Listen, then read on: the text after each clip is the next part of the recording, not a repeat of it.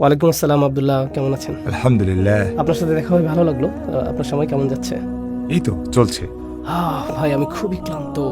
আপনি এই সপ্তাহে ভ্রমণ করেছিলেন তাই না? না, এই সপ্তাহে নয়, ভ্রমণগুলো সামনের দিনগুলোতে। আমি শুধু আমার অনুষ্ঠান ও কাজের জন্য তৈরি হচ্ছিলাম। বিশেষ করে এই সপ্তাহে ক্লাসের পর বেশ কিছু ইমেইল এসেছে, যা কিনা সেগুলোর মাঝে এই হচ্ছে একটা ইমেইল। একজন মহিলা ইমেইল লিখেছেন। তিনি পড়েছেন কোরআনে কখনো মাথা ঢেকে রাখা সম্পর্কে বলা হয়নি। পড়ার পর আমি ভাবলাম এটা আসলে এত ঝামেলার বিষয় নয়। তিনি বলেছেন, আমি একটি আয়াত পড়েছি 24 নম্বর সূরায়, সূরাতুন নূর। এখানে খিমার শব্দটি ব্যবহার করা হয়েছে, যা দিয়ে পর্দা বোঝায়, এবং আমি ডিকশনারি দেখেছিলাম, এবং এটা বলছে যে এটা এক ধরনের ওড়না অথবা আবরণ। সুতরাং মাথা ঢেকে রাখা সম্পর্কে এখানে কিছুই বলা হয়নি। তাই আমি একটু অনুসন্ধান করলাম। এরপর আমি চিন্তা করেছিলাম এটা কি একটা কমন কনফিউশন, এটি শুধুমাত্র একটা ইমেইল। তাই আমি আরেকটু অনুসন্ধান করলাম এবং পেলাম আসলে এটি একটি মারাত্মক সমস্যা। অনেকেই মনে করে যে ওই আয়াতটি মাথা ঢেকে রাখা সম্পর্কে বলা হয়নি। এটা আসলে একটি কমন কনফিউশন। আমি জানতাম না এই বিষয়টি। আমি আসলে খুব আন্তরিকভাবে উল্লেখ করতে চাই, আমি কাউকে জোর করে হিজাব পরাতে আগ্রহী নই। সেটা তাদের সিদ্ধান্ত। কিন্তু দিন শেষে যদি কোরআন সম্পর্কে কিছু বলা হয়, আমাদের সৎ থাকতে হবে। কিছু লোক আছে যারা কোরআন দিয়ে এমন কিছু বোঝানোর চেষ্টা করেন যা আসলে এটা বোঝায়নি, এবং কিছু লোক আছে যারা প্রকৃতপক্ষে কিছুই জানেন না। আমার ধারণা যাদের এই বিষয়ে বিভ্রান্তি আছে তারা হয়তো তেমন কিছুই জানেন না, অথবা তারা যা পড়েন তাই বিশ্বাস করেন।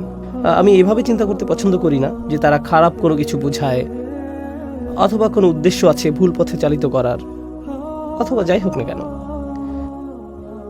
সো আরবি ভাষার চমৎকার বিষয় হচ্ছে যে শুধুমাত্র মাথা ঢেকে রাখা বোঝাতে 9টি ভিন্ন ভিন্ন শব্দ আছে। তাদের মাঝে একটি হচ্ছে খিমার। আপনি শুনে থাকবেন মিখনা, মেগফার, এই সবই একই প্রকার শব্দ।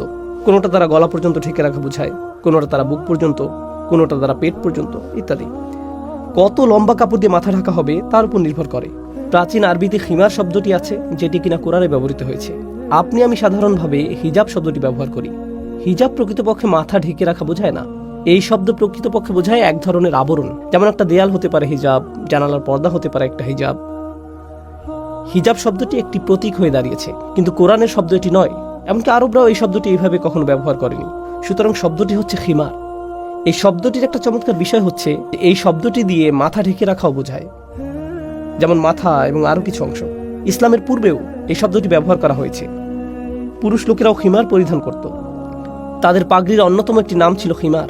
পাগড়িটি যদি একটু লম্বা হয় এবং প্রায় পেট পর্যন্ত নেমে আসে, পুরুষ লোকেরা এটাকে খিমার বলতো।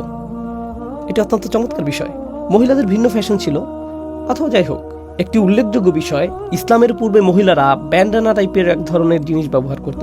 তারা পেছনের চুলের গোছার সাথে এটি বাঁধত এবং এটা পিঠের মাঝখান পর্যন্ত যেত। সুতরাং তারা সামনের দিকে আবৃত করতো না, পেছনের দিকটা আবৃত করত। এটাকেও খিমার বলা হতো। এখন কোরআন বলছে যে তাদের উচিত খিমার ব্যবহার করা এবং তাদের সামনের দিকে ব্যবহার করা, তাদের বুকের উপর দিয়ে। অন্য কথায় এখানে একমাত্র পার্থক্য হলো খিমার ব্যবহার করা, মাথা ঢেকে রাখার বিষয়টি এই শব্দের মধ্যে অন্তর্ভুক্ত, কিন্তু সামনের দিকটাকে ঢেকে রাখার জন্য ব্যবহার করা হয়, এবং এটাকে একটা নির্দিষ্ট পরিমাণ লম্বা হতে হবে। এটা এর শর্ত। কেউ হয়তো যুক্তি দেখাতে পারবে যে না না না, খিমার শব্দটা দিয়ে শুধুমাত্র ওড়না বোঝায়, এটা মাথা ঢেকে রাখা বোঝায় না। আপনি কি খামর শব্দের সাথে পরিচিত? এটা কি অ্যালকোহল? অ্যালকোহল, ঠিক। আপনি জানেন কেন এটাকে খামর বলা হয়? কারণ এটি আপনার মাথা তালগোল পাকায়। আপনার বুদ্ধি বিবেচনায় বাধা সৃষ্টি করে। এবং মদকে খামর বলা হয় কারণ এটা আপনার মনে তালগোল পাকায় এবং মাথা ব্লক তৈরি করে। এটা এমন যেন তোমার মাথা কোনো কিছু দিয়ে আচ্ছাদিত আছে। এটা শব্দার্থের একটা অংশ। আমরা এমনকি ইসলামিক অর্থ সম্পর্কে বলছি না, আমরা স্বয়ং আরবি ভাষা সম্পর্কে বলছি। তখনকার সময়ে তারা দেখছিল কিছু আশ্চর্য রঙের ঘোড়া, গলা থেকে সম্মুখভাগে সাদা এবং বাকি অংশ বাদামি রঙের।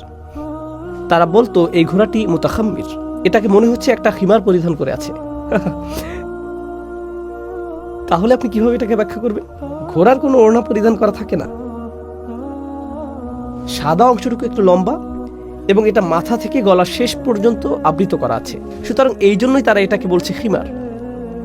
এটা ইতিমধ্যে ভাষার অন্তর্ভুক্ত হয়েই আছে, কিন্তু দুর্ভাগ্যের বিষয় হলো যখন অনুবাদকরা বলে তাদের উচিত নেকাব বুক পর্যন্ত টেনে দেয়া। আচ্ছা, একটা নেকাব হতে পারে একটা ওড়না বা হতে পারে অন্য যে কোনো রকমের কাপড়, এবং অনুবাদগুলো মাথা ঢেকে রাখার বিষয়টি উল্লেখ করে না, কিন্তু আরবি শব্দ তা উল্লেখ করে। তাই আমি বুঝতে পারি অনেক বিভ্রান্তি আসে, কারণ লোকেরা মূল ভাষার প্রতি যথেষ্ট মনোযোগ দেয় না, এবং কিভাবে অনেক অনুবাদী বিষয়গুলোকে অতিমাত্রা সাধারণ করে ফেলে। এবং আমরা একটি মারাত্মক সমাপ্তিতে আসছি।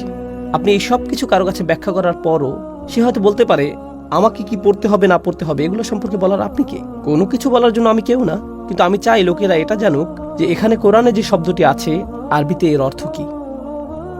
তবে আপনি যদি মনে করেন আরো ভালো কোনো প্রমাণ আছে, আপনি যদি মনে করেন এখানে আরবিতে অন্য কোনো অর্থ আছে, তাহলে হয়তো আপনার এটা আমাকে বলা উচিত। আমি জানি না, হয়তো আমার উচিত হবে কোনো একদিন এটা সম্পর্কে বলা। বারাকাল্লাহ ফিক। আপনার সাথে আবার দেখা হবে ইনশাআল্লাহ। ভালো থাকবেন।